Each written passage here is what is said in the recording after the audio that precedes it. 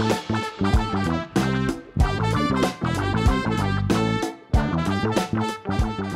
kita lagi di Mangga 2 Mall dan sesuai dengan judul kita mau ngerakit PC dengan harga 5 juta di tahun 2023. Tapi kali ini gua nggak sendirian, gue ditemenin sama Yola Valeri. Hai guys, salam kenal. Gue bener-bener gak tahu sih, tiba-tiba didatengin, abis itu tiba-tiba mau rakit PC. Gak tahu apa, gue gila.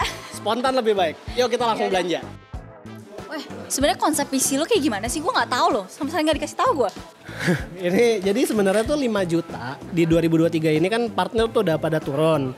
Jadi gua tuh sebenarnya ngincer kayaknya kalau misalnya build pakai G series itu yang ada VGA-nya, itu kayaknya udah mantep nih soalnya kita udah bisa dapat 16 GB RAM sama SSD-nya juga gue udah ngincer pakai yang NVMe. Jadi harusnya ini 5 juta yang paling the best di harganya ya.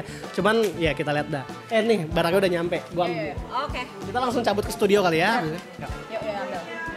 Oke, kita udah sampai studio nih. Dari tadi lu tuh jelasin dikit lah. Mending lu jelasin satu-satu deh sekarang. Sebenarnya tuh gini.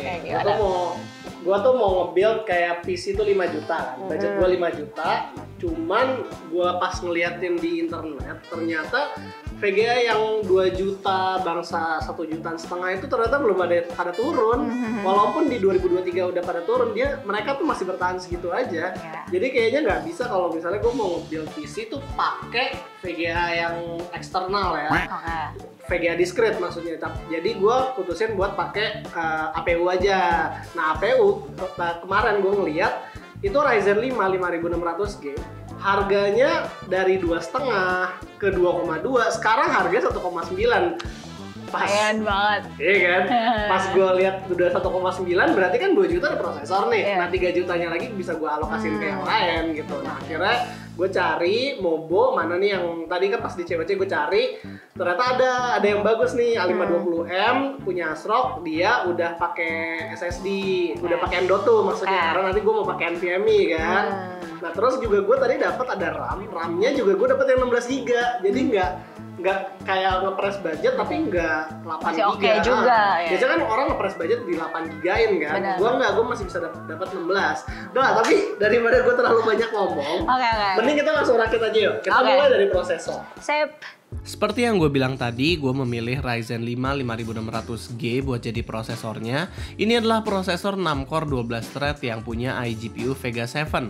iGPU dari prosesornya ini seharusnya bisa keep up sama game-game e-sports zaman sekarang asal nggak terlalu di setting high. Gue expect ini iGPU bisa main game AAA juga dengan resolusi Full HD dan setting low. Motherboard yang kita gunakan adalah ASRock A520M HVS atau HDV. Mobo ini mempunyai 6 power phase yang seharusnya cukup buat ngangkat Ryzen 5 5600G doang. Di bawah ada SSD M.2 NVMe slot yang cukup sampai PCIe Gen 3 X4 dan kalau buat SATA dia ada 4 buah. Overall samalah dengan ASRock H610M yang kita pakai di PC 2K murah kemarin.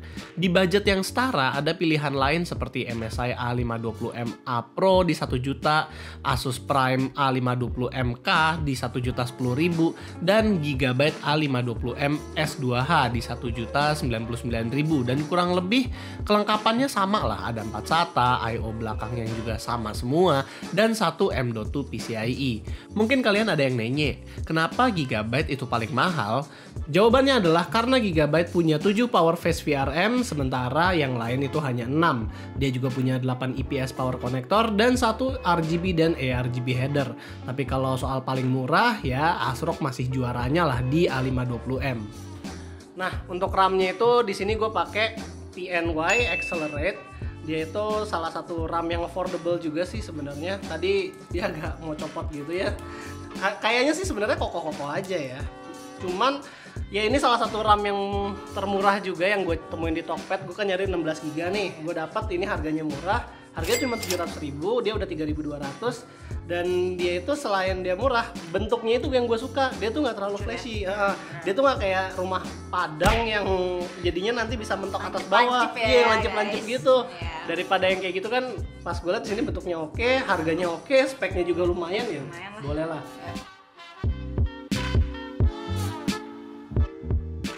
BTW ini tuh ringkih banget tau, ini enggak? Iya ya? Parah, coba.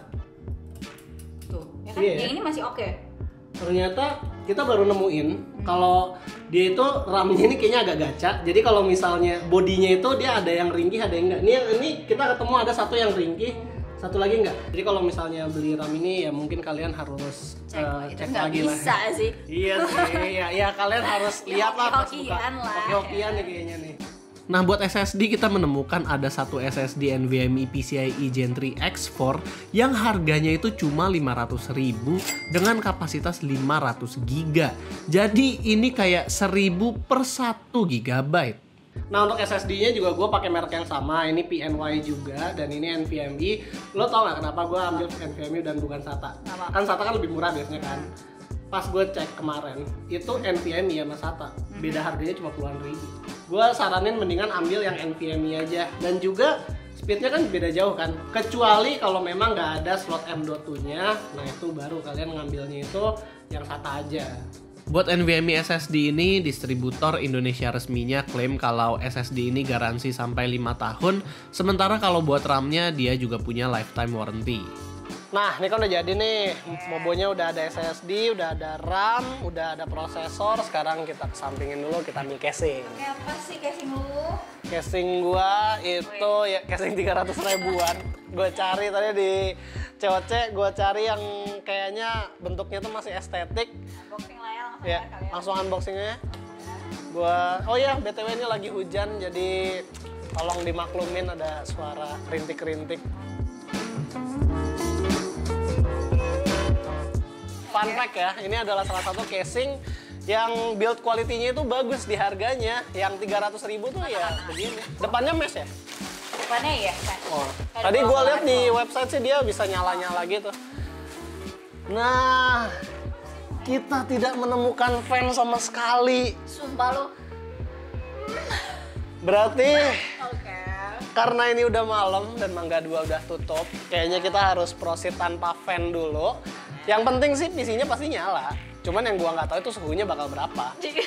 Nih, kerennya sih dia udah ada tempered glass nih, yo. Dia udah tempered glass. Atasnya Terus juga. atasnya sebenarnya ada lubang juga. Jadi kalau misalnya kalian mau pakai 120 mm x 2 di atas itu bisa.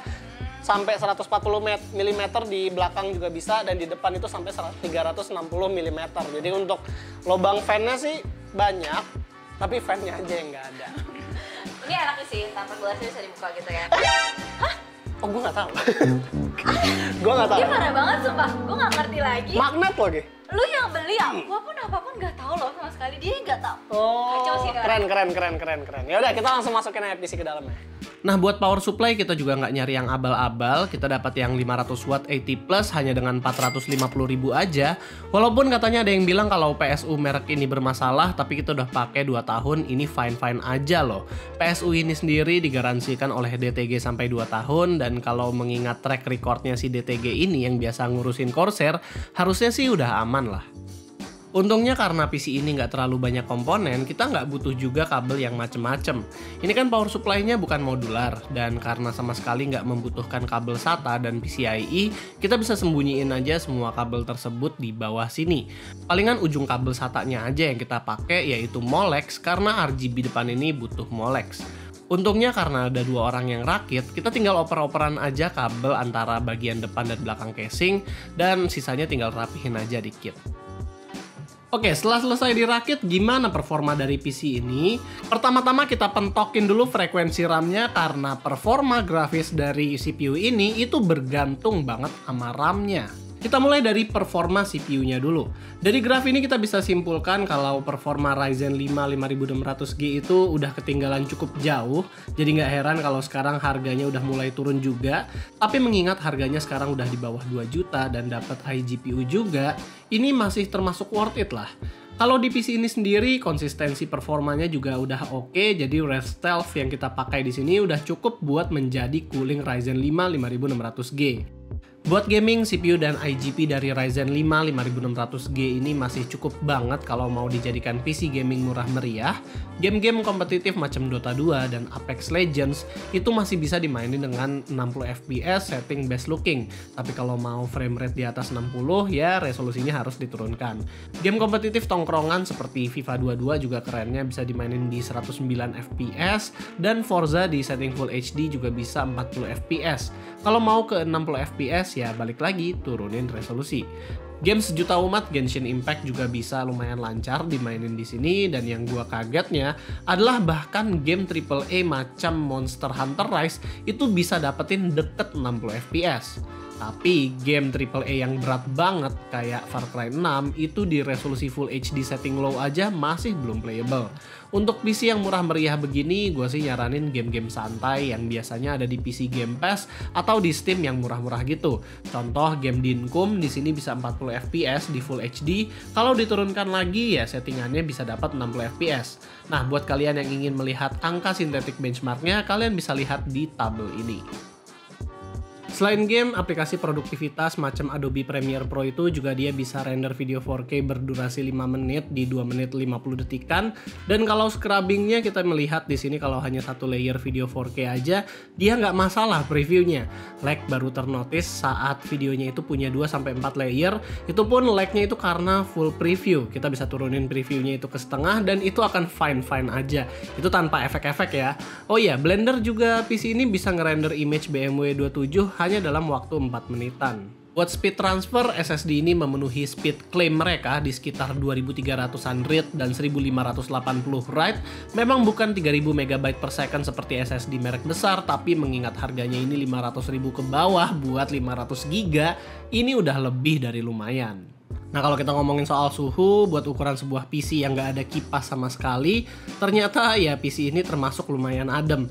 Di sesi main game selama 20 menit, itu CPU-nya ada di sekitar 75 derajat Celcius dan mentok-mentok hanya 76 derajat aja. Kalau power draw-nya saat idle, PC ini ngambil daya itu sekitar 34 watt, sementara kalau gaming GPU bound itu wattnya sekitar 69 watt. Dan saat CPU bound, barulah PC ini bisa menarik daya sampai 100 watt ke atas.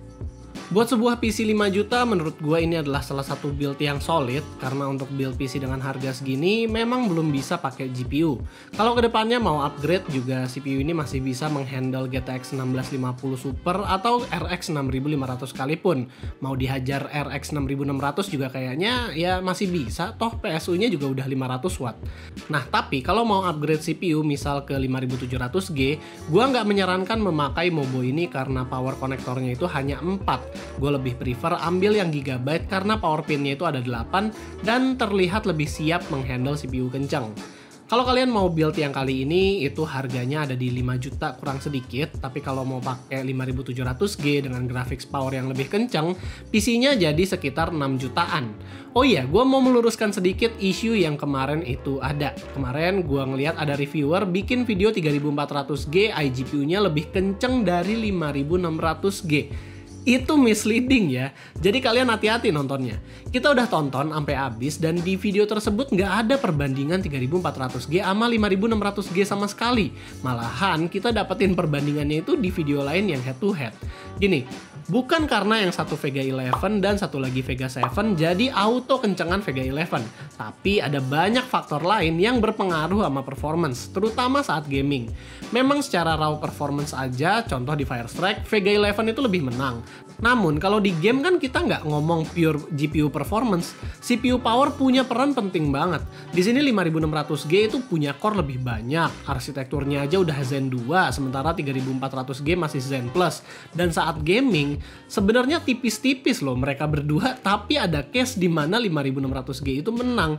Udah nggak ada sih yang jual 3400G, tapi ada beberapa yang masih jual dengan harga 4 juta. Ini asli, jangan sampai dibeli. Jadi hati-hatilah saat nonton video di YouTube. Oke lah, balik ke PC-nya, gue cukup puas dengan performance per budgetnya, tinggal fan aja sih sebenarnya yang kurang, dan fitur-fitur ya palingan RGB aja yang paling depan, itu bisa diganti-ganti.